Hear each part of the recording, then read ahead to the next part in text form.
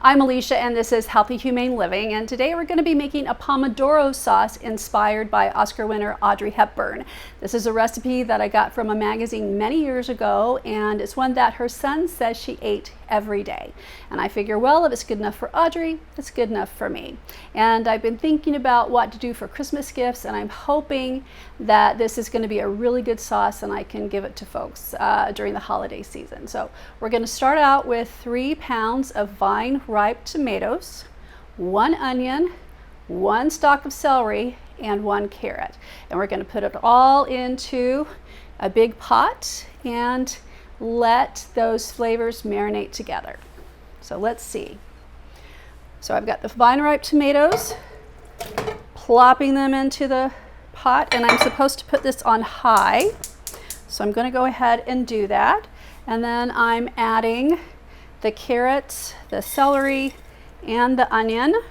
And I did cheat. Trader Joe's has a product called Mirepoix, and I bought that because I do not like chopping up veggies, and they did it for me.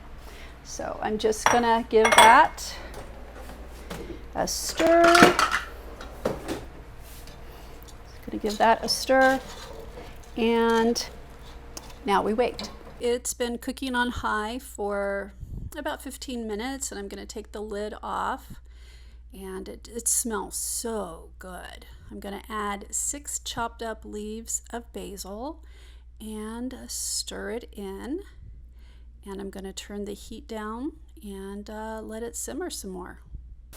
Okay, so the tomatoes and veggies have cooked down to basically nothing. If you remember how much we had when we started cooking this, it has cooled off, and now I'm going to put it into the blender.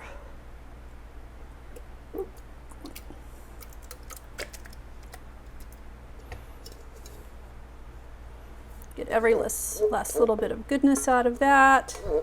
And then I tasted it, and it's really, really good, but it did say that if it was a little bit bitter, add a little bit of sugar. So I'm going to add just a smidge of maple syrup to it because I do like sweeter pasta sauce. And then I'm going to add just a little bit of salt and black pepper.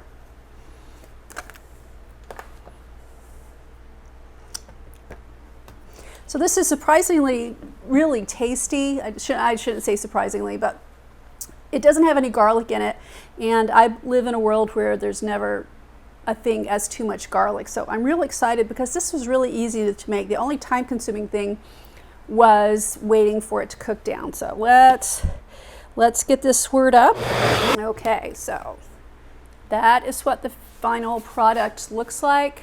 And I'm going to put it back into the pot so that I can warm it up. I've got some pasta cooking right now, and I'll show you the final results in just a minute. So my food styling needs a little bit of help, but this is the final result. I did not use spaghetti. Instead, I used a brown rice and quinoa pasta that I got at Trader Joe's, but I'm really excited to try this, which I will do right now.